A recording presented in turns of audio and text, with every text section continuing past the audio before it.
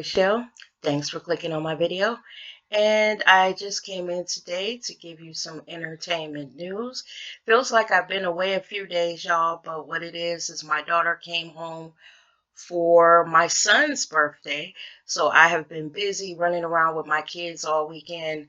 It was my son's 30th birthday, and my daughter surprised him by coming home for college and, hanging out with him. And I think this is the first time that they've been able to hang out as adults. My son is actually 8 years older than my daughter. So actually, this is the first time that they ever went out to a club together. So it was just fun to see them being able to hang out. But I came in today because I wanted to talk about Miss Keke Wyatt. Now, I know that y'all heard that Keke is pregnant, and this will make baby number 9. Now, when I heard the news, I read the comments under it, and y'all, some of us are being so judgmental. And the reason why I say that is because a lot of ladies, when they found out how many babies that Keke Wyatt had, they were giving her the business, y'all. They were saying that, she need to get her tubes tied. What the hell, girl? You better stop having all these babies. You know the drill. And I'm just going to tell you my opinion of it. I don't have a problem with it. And I'm going to tell you why. Because what I see is a black couple that seems to love each other. Now, I know Keke and her husband, they had this little thing where they play back and forth, and sometimes they're a little crazy with each other. And, you think that, oh, they got a rocky relationship, but whatever they have is working for them. I think they have a little banter back and forth, but I believe these two truly love each other. And proof of that is all these babies. Now, another reason why I don't mind is I come from a big family. Now, my mother only had 4 kids. It's 4 of us. But my grandmother had 12 kids. And it's something to be said for growing up in a big family. It was so much fun, y'all. To be honest, it was just so much fun. We lived around the corner from my grandmother's house. So actually, growing up, I was over my grandmother's house every day. It was always filled with love, lots of food, lots of things to do, and it was just a happy place. So I know what it's like to be in that great big family and to be surrounded by love. And Keke Wyatt says that she comes from a big family as well.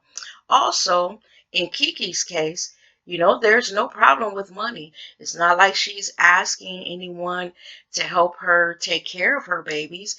She won't be getting like welfare or anything.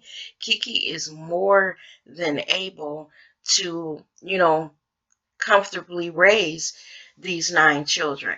I do understand what other women are saying because in today's age, people don't have big families like they used to. Where I come from, in the neighborhood that I grew up in, there were a lot of big families.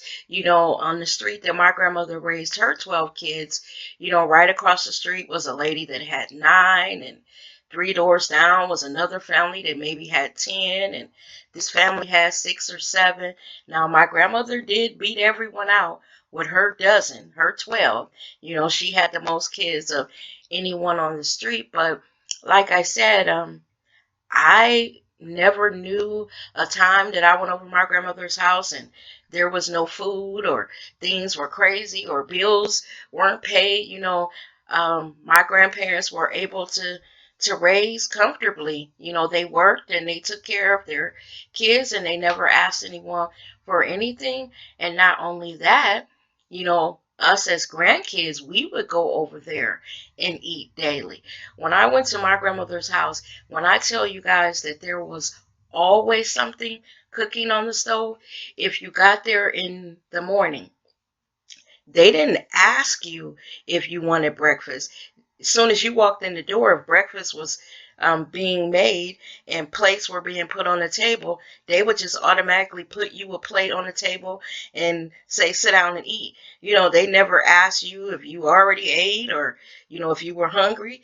You were just another person in the house. And They would just fix you a plate and you would sit down.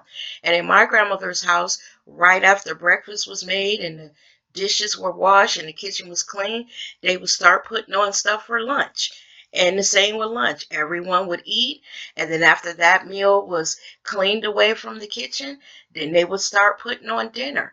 So there was always something cooking. There were cookies being made. I know they made ice cream, just all kinds of stuff. So I would like to know what everyone else thinks about it. When you heard about Keke Wyatt being pregnant with her ninth child, did you say, ew, she needs to stop. Girl, get your tubes tied. What you thinking? Blah, blah, blah. Or did you say, well, she's able to take care of them. She's not asking anybody for anything. I don't know if I would be doing it, but if she likes it, I love it. Now that's how I feel. I couldn't have 9 kids. I don't think my little bitty body could carry 9 children. I had two. I got my tubes tied. For one thing, I knew my family, the women in my family are very fertile. So I was not messing around. I knew that I only wanted 2 kids. Once I had my son first, and then I had my daughter, I said, God has given me one of each. I am done. That's all I think that I could raise comfortably. And a lot of people say that when you come from a big family like that, that is so many people that you can kind of get lost in the shuffle. That's not true, y'all. That's not true.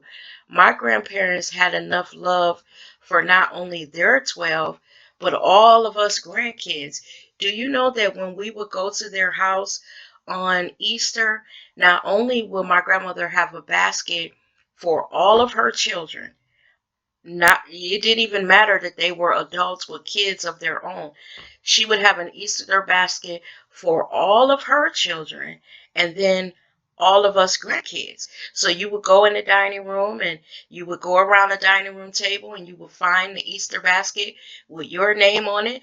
It would be full of candy and, colored eggs and just everything. Same thing with Christmas. We would have Christmas at home, and then we would go to my grandmother's house, and my grandmother had a big tree in the living room. And as a grandchild, I would go to that tree, look under the tree, find the gift with my name on it, and it would be some gifts for me. So not only did she buy for her 12 kids, she also bought for all of us grandkids. Now, granted, she wasn't going out buying, expensive stuff.